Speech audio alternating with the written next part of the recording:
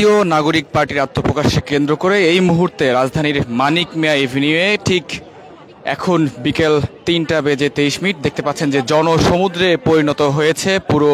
মানিক মিয়া Avenue চত্বর এবং সংসদ ভবন চত্বরের সামনে এই মুহূর্তে কিন্তু হাজার হাজার জনতা বিভিন্ন নেতাকর্মীদের কিন্তু যে নেতৃত্বে এসে কিন্তু এই মুহূর্তে কিন্তু যে মূল মঞ্চের সামনে এসে কিন্তু পৌঁছেছেন। আমি যদি একটু জানিয়ে রাখি যে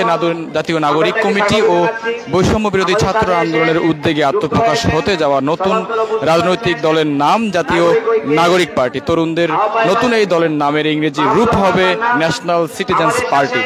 আজ শুক্রবার বেলা ৩টায় রাজধানীর মানিক মিয়া এভিনিউয়ে দলের আত্মপ্রকাশ অনুষ্ঠানে বড় জামায়াতের লক্ষ্যে জাতীয় নাগরিক কমিটি ও বৈষম্য বিরোধী ছাত্র আন্দোলনের নেতাদের উদ্যোগে কিন্তু এই মুহূর্তে বেশ বড় একটি মঞ্চ প্রস্তুত করা হয়েছে। মঞ্চ প্রস্তুতির কাজ কিন্তু শেষ। বিভিন্ন স্থান থেকে নেতাকর্মীরা কিন্তু এই মঞ্চের সামনে এসে জড়ো হচ্ছেন দেখতে পাচ্ছেন এবং দলের যেই আত্মপ্রকাশ সেই আত্মপ্রকাশকে কেন্দ্র করে কিন্তু আসলে এই যে মঞ্চ সেই মঞ্চের সামনে মূলত বাংলাদেশের যে রাজনৈতিক দলগুলো রয়েছে সেই রাজনৈতিক দলগুলো যে নেতারা যারা রয়েছেন উচ্চ পর্যায়ের নেতা যারা রয়েছেন তাদেরকে কিন্তু আমন্ত্রণ জানানো হয়েছে এবং ইতিমধ্যে আমরা যেমনটি শুনলাম যে এনডিপি থেকে শুরু করে একেবারে যে জামায়াত ইসলাম এবং জামায়াত ইসলাম সহ আরো বেশ কয়েকটি বাংলাদেশের যে গুরুত্বপূর্ণ যে বড় যে রাজনৈতিক দলগুলো রয়েছে সেই রাজনৈতিক দলগুলোর যে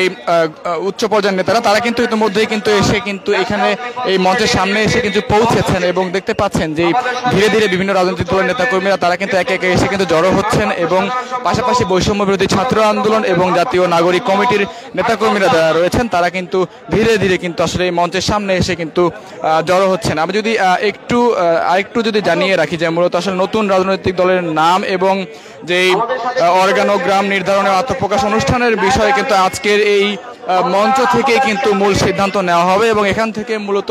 দলের যেই আত্মপ্রকাশ সেটি কিন্তু ঘটবে। আমাদের সাথে যুক্ত হয়েছেন ইসলামী ঐক্য জোটের মহাসচিব মাওলানা সাখাওয়াত হোসেন রাজি। দেখতে পাচ্ছেন যে এই মুহূর্তে কিন্তু যে হাজার হাজার জনতা তারা কিন্তু এই মুহূর্তে মঞ্চের সামনে এসে পৌঁছেছেন এবং আমরা যেমনটি শুনেছি যে মূলত এই যে জাতীয় নাগরিক পার্টি সেই পার্টির কিন্তু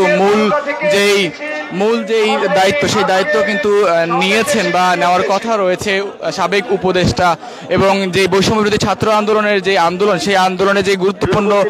ভূমিকা পালনকারী নেতৃত্ব উপদেষ্টা ছিলেন যিনি নাহিদ ইসলাম তার কিন্তু আহ্বায়ক হিসেবে দায়িত্ব নেওয়ার কথা রয়েছে এবং মুখ্য সংগঠক হিসেবে কিন্তু হাসনাত আব্দুল্লাহ সহ সার্জিস আলম কিন্তু থাকার কথা রয়েছে এবং সদস্য সচিব হিসেবে কিন্তু আক্তার হোসেনের থাকার কথা কিন্তু আমরা শুনেছি এবং কিছুক্ষণের মধ্যেই হয়তো বা এই মঞ্চ থেকে কিন্তু সেটি অফিসিয়ালি ঘোষণা হবে এবং দেখতে পাচ্ছেন যে সেই নতুন যে দল সেই দলের আত্মপ্রকাশকে কেন্দ্র করে এই মুহূর্তে কিন্তু হাজার হাজার ছাত্র এবং জনতা বিভিন্ন দেশের বিভিন্ন স্থান থেকে দেশের বিভিন্ন জেলা থেকে কিন্তু তারা কিন্তু আসছেন এবং আমরা কিন্তু তাদের সঙ্গে কথা বলছিলাম। তারা যেমনটি জানাচ্ছেন যে আসলে তাদের যেই চাওয়া তাদের যে আকাঙ্ক্ষা তাদের যেই চাওয়াটি মূলত যে বাংলাদেশের যেই রাজনৈতিক দলগুলো রয়েছে সেই রাজনৈতিক দলগুলোকে ছাপিয়ে আসলে নতুন যে রাজনৈতিক দলটি আসবে সেই দলটির কাছে আসলে তাদের প্রত্যাশার জায়গাটি অনেক এবং নতুন বাংলাদেশ নির্ধারণের ক্ষেত্রে নতুন বাংলাদেশ গঠনের ক্ষেত্রে কিন্তু এই রাজনৈতিক দল সবচেয়ে বড় ভূমিকা রাখবে বলে এমনটি কিন্তু আসলে এখানে যারা আসছেন তারা কিন্তু তেমনটি মনে করছেন এবং বাংলাদেশের বিভিন্ন জেলা থেকে যেমন বগুড়ার কয়েকজনের সঙ্গে আমরা কথা বলেছি এবং নাটোর সহ এবং দেশের বিশেষ করে বরিশাল হাতিয়া সহ বিভিন্ন স্থান থেকে আসা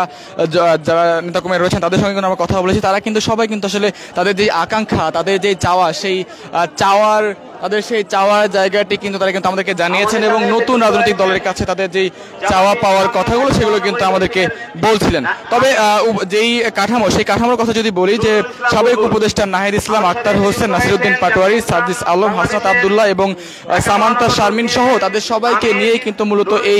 মূলত যেই জাতীয় নাগরিক পার্টি সেই পার্টির যেই কাঠামো সেটি কিন্তু সাজানো হয়েছে এবং মুখ্য সংগঠকের দায়িত্বে কিন্তু বৈষম্য বিরোধী ছাত্র আন্দোলনের বেশ কয়েকজন রয়েছেন। তাদের মধ্যে যদি আমি নাম বলি বিশেষ করে হাসনাত আব্দুল্লাহ রয়েছেন মুখ্য সংগঠক যেই সাদিস আলম এবং হান্নান মাসুদের থাকার কিন্তু কথা রয়েছে এবং দেখতে পাচ্ছেন যে আমরা একটু কয়েকজনের সঙ্গে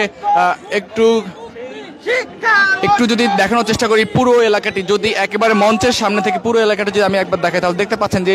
একেবারে হাজার হাজার মানুষ কিন্তু হাজার হাজার মানুষ কিন্তু একেবারে পুরো মানিক মিয়া এভিনিউ কিন্তু একেবারে ঘিরে রেখেছেন এবং আসলে কোথাও বলতে গেলে তিল ঠাঁই নাই। দর্শক, আমরা ক্ষণে ক্ষণে আপনাদের সঙ্গে যুক্ত হবো এবং দেশের সকল খবর সবার আগে পৌঁছে দেওয়ার চেষ্টা করবো। এতক্ষণ আমাদের সঙ্গে যুক্ত থাকার জন্য সবাইকে ধন্যবাদ জানাচ্ছি।